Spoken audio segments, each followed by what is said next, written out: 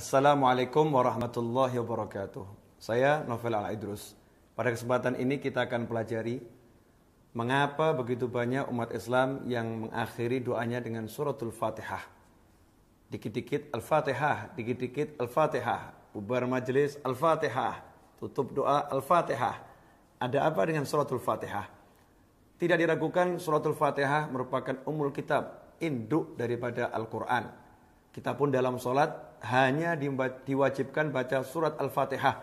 Kalau tidak dibaca surat Al-Fatihah, tidak sah sholat kita. Ini cukup membuktikan surat Al-Fatihah merupakan surat yang memiliki keistimewaan dibanding surat-surat yang lain, meskipun semua surat adalah mulia. Fatihah.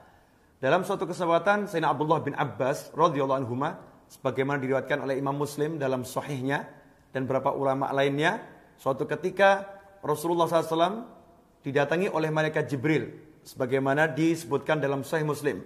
Teks hadisnya seperti ini. Qala bainama Jibrilu qaidun indan Nabi, saat malaikat Jibril duduk bersama Nabi Muhammad SAW. Menarik sekali, Rasul Muhammad SAW yang menemani duduknya adalah malaikat Jibril.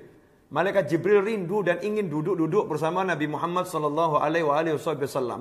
Nah, ketika dalam duduk-duduk seperti itu, tiba-tiba malaikat Jibril sami'a naqidun min fawqih, mendengar suara dari atas kepalanya. Maka beliau pun menoleh ke arah atas. Farafa'a ra'sahu. Beliau mengangkat kepalanya ke atas, kemudian faqala, malaikat Jibril berkata, hadza babun minas sama'i futihal yaum. Ini ada satu pintu langit yang hari ini dibuka, lam yuftah qattu illal yaum, dan tidak pernah dibuka kecuali hari ini. Jadi malaikat Jibril mengatakan, ini sekarang pintu langit ada yang dibuka ini. Dan tidak pernah dibuka kecuali hari ini. Sejak diciptakan gak pernah dibuka. Setelah itu malaikat Jibril berkata, fanazala minhu malak. Dari pintu ini sekarang turun malaikat. Dari pintu ini sekarang turun malaikat. Faqala.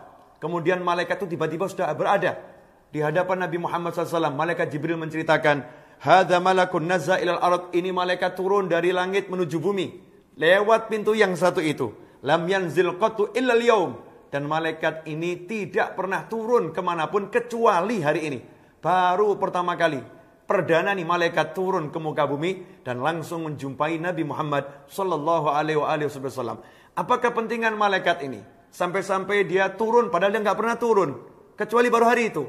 Kepentingannya tiada lain adalah fasallama. Maka malaikat itu mengucapkan salam kepada Nabi Muhammad SAW waqal, dan kemudian berkata, abshir binurain, berbahagialah wahai Nabi Muhammad SAW, karena engkau mendapatkan dua cahaya, utitahuma lam yu'tahuma nabiyyun qablak, yang diberikan kepadamu dan tidak ada satu nabi pun sebelummu yang diberikan dua cahaya ini. Apakah itu? Fatihatul kitab wa khawatimu suratil Baqarah, yaitu surat Al-Fatihah dan penutup surat Al-Baqarah, atau yang lebih kita kenal dengan Amanar Rasul. Kemudian malaikat berkata, lan taqra, tidaklah engkau membaca, tidaklah engkau membaca biharfin minhuma, satu huruf dari dua hal tersebut, dari Al-Fatihah maupun dari penutup surat Al-Baqarah yaitu Amanar Rasul, illa utitahu, kecuali apa yang menjadi keinginanmu diberikan oleh Allah Subhanahu wa taala.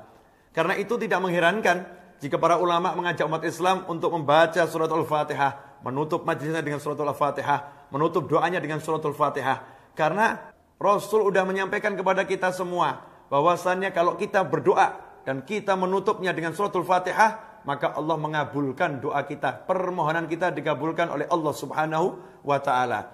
Kemudian mengenai amanah Rasul, para ulama mengatakan dalam suatu riwayat Rasul juga menjelaskan, kalau amanah Rasul ini dibaca di malam hari, maka mencukupi bagi orang bacanya. Mencukupi dari apa? Yang pertama, mencukupi dari sholat malam. Seandainya dia tidak sempat sholat malam, pahala dari membaca amanah Rasul ini dikatakan sudah mencukupi dari sholat malam. Kemudian juga mencukupi dari apa? Mencukupi dari syaitan. Sehingga malam itu dia tidak akan digoda atau diganggu oleh syaitan, karena Allah akan melindunginya.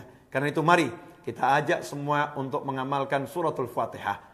Maka tidak jadi masalah dan sangat bagus kalau dikit-dikit Al-Fatihah, dikit-dikit Al-Fatihah. Semoga barokah dan manfaat. Wassalamualaikum warahmatullahi wabarakatuh.